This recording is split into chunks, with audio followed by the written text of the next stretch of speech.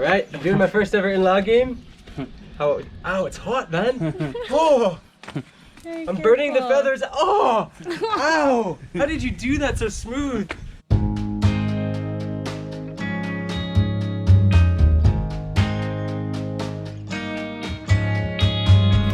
There it is. Alright, man. What type of chicken is this? Native chicken. Native chicken here in Ifugao? Yes. And what are you gonna make? Inlagim, chicken inlagim. Ah, chicken Inlagim. Have you done it before? Yes. Nice. And it's a native dish in Ifugao. Yes. Cool. So we're here at the homestay, and I'm very lucky because Reese got me a really nice native chicken, and he's gonna go and butcher it now, and we're gonna turn it into a local dish. So I'll see you after the butchering has been done. Let's try ilalim. Ilalim. Inlagim. Got it.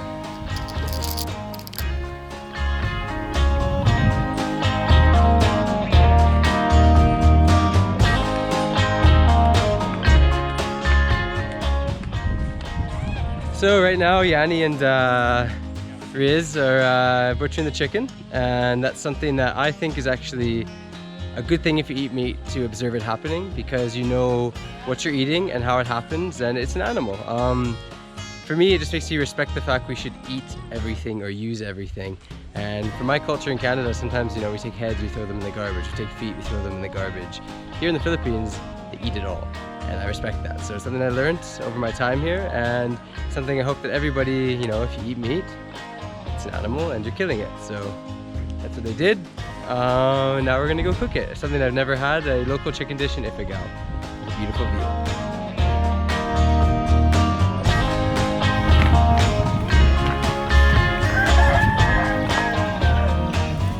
What are you doing, bro? Building a fire?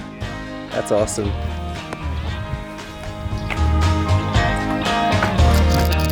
Making a fire. So I found out something interesting about this dish. I'll tell you soon.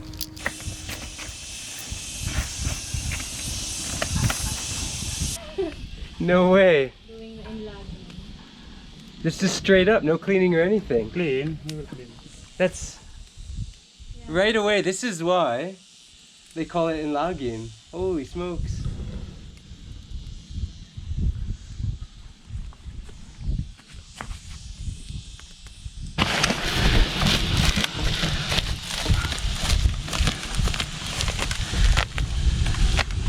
We will clean this one. Remove the...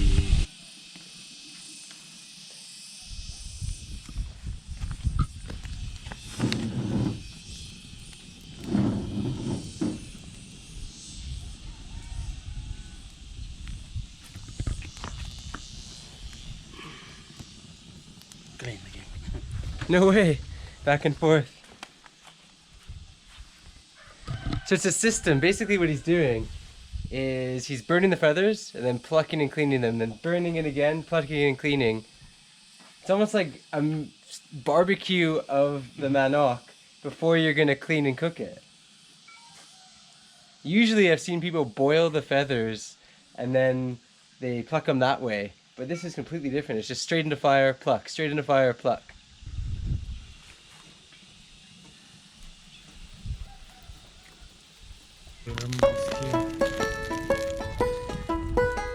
You really barbecue this entire chicken without cleaning it first.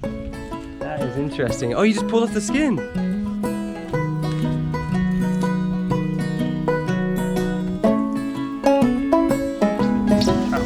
Aho? Aho?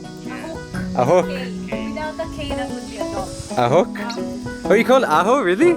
So aho is dog, but ahok is smoke. Ah, learning. In Ifugao, aho is a dog. In Tagalog, it would be aso. And ahok is smoke, which in Bisaya would be... Oh no, why am I forgetting? I know this one. Oh, it's aso. That's why. It's confusing. Learning.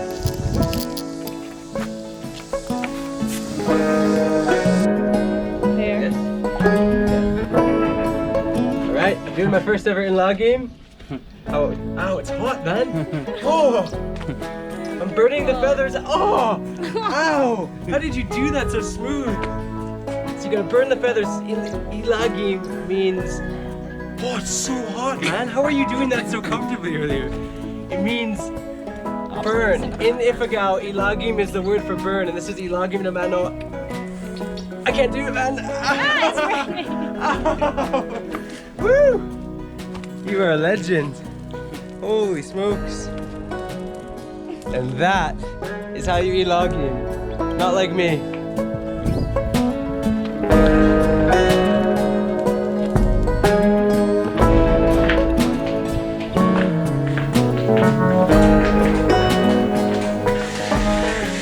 So you're just gonna clean it now? Yeah.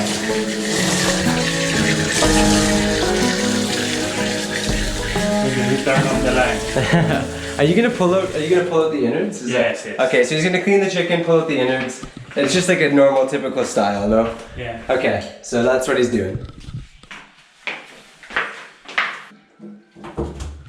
So I've never seen a chicken wrapped up into a specific way like this. He's cleaning it out and then he wraps it into a ball. And I'm assuming you're gonna cook this in water later, no? Yeah. He's gonna boil it later. There it is. Wrapping it up. Wow, man. Okay. Ready to cook. No way. So that's good to go.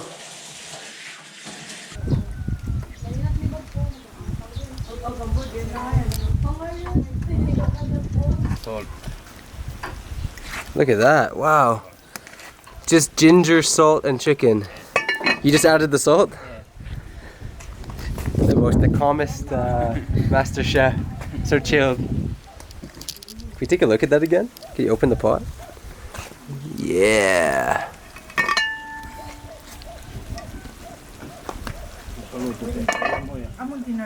Indigenous People's Education Center. That is the Indigenous People's Education Center, and it wouldn't be correct to leave Kyung and Ifugao if I didn't talk to Manong Marlon. What are you doing? 1 second. Who's slingshotting? Are you trying to get the fruits from the tree? No, the birds. They're eating the rice. Are you serious? Yep.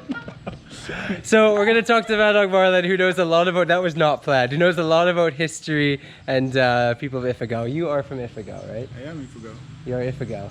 And actually, one thing before we even go into that place, we were actually talking last night, and is it true that everyone from the mountains is considered an indigenous person? Or how does this work? No, not really.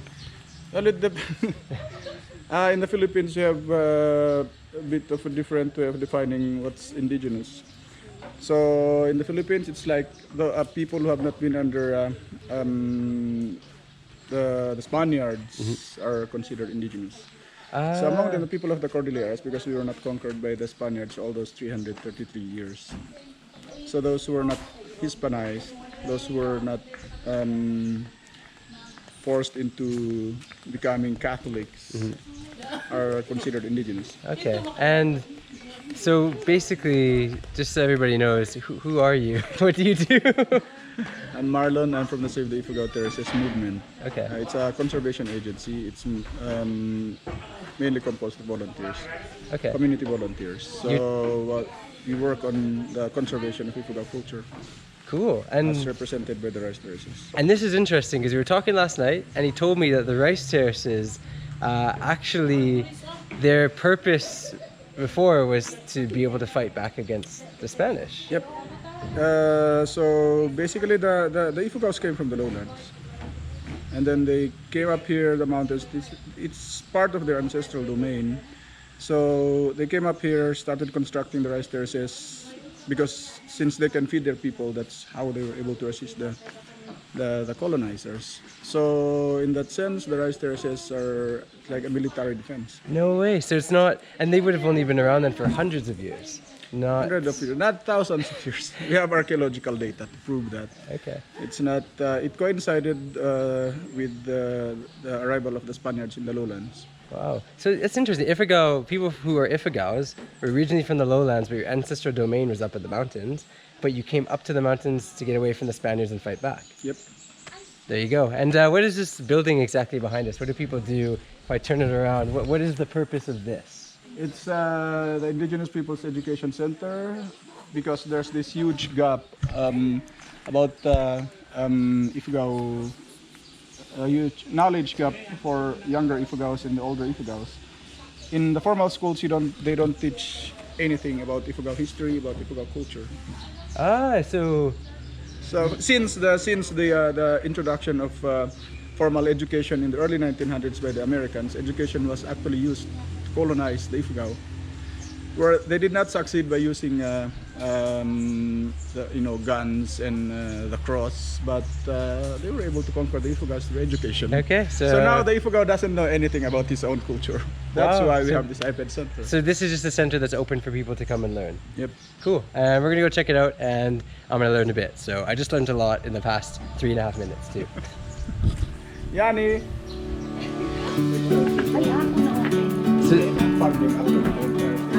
Okay, we're going in. We're going in finally. Here we go. Oh wow, it's beautiful. These are all the tie-dyes, no? Yeah, ikat. It's one of our. It's a very ancient weaving technique among the Ifugaos, which we revived here actually 3 years ago. What's the name? What's the It's name? called binabodan. Binagodan? Binabodan. Binabodan. And then you tie them and then you dye it. This one, it's thread and then let me show you. Really? Okay, see, let's do it. Where's it at? So, ano yung mga Oh, no way. What is this? Cool. So it's thread. So you come up with the patterns by tying these parts and then you dye it. So those parts that were tied would retain its original color. What's the name of this again? This style? Yeah, that's so interesting. Ikat weaving. So these are the fibers. Yep. And that's all cotton, no? Yep. Philippine cotton. How long would this take to like make, let's say, something? Make For the entire process, it would take a week from the tying to the dyeing, and then another week perhaps for weaving. Cool. Interesting.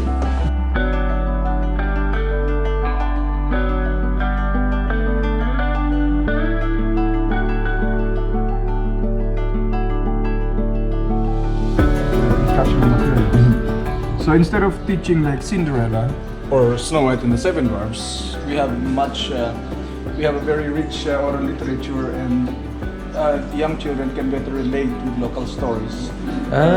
So these are local stories. Yeah. Cool. They're over there, no? That's the.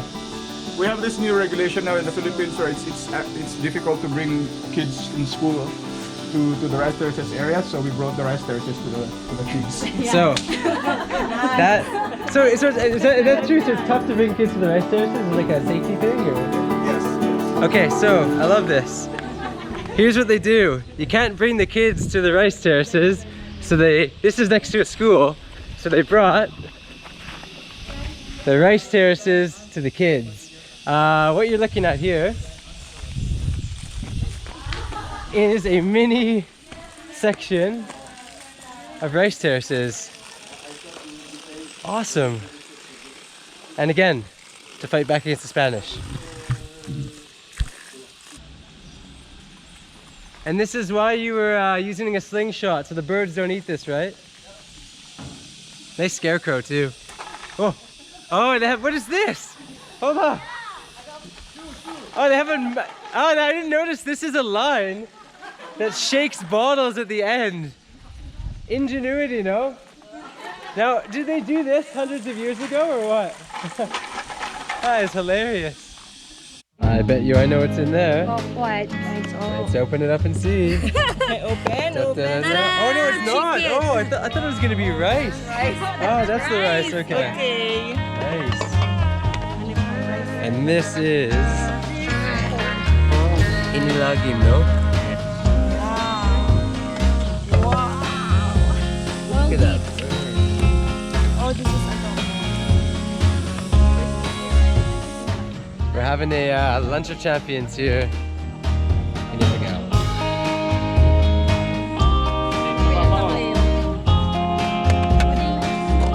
Okay, we've done it. Actually, we haven't done it. Reese has done it. Yeah. he's cooked the Inlagim. Inlagim. How did I forget that? I've been saying it all day. Chicken. Anyways, this is the soup. We're gonna go first taste. It's really only salt, ginger, and the smoked, singed, burned, grilled chicken. And it's really nice. It's very smooth. It's like it's just got this unique little kind of smell. It's hard to describe. It's just smoky. It's like a smoky tinola. No spice though. It's really just, you could just drink it. It's just there's no sweating or spice. It's just smooth. And then over here, look at this. You guys didn't even use a knife for this, did you? It's alright. This is the native chicken, and as you can see, you can still, little parts have burnt on it, and that's from obviously when we got rid of the feathers. But I'm gonna put my germs in here, sorry guys. Whoa, things are falling everywhere. Skin's coming off. Oh no! Look at that though. I used one hand and just pulled up, and that just came off. That is a perfectly cooked chicken. Healthy, lean. Yeah. Feeling good.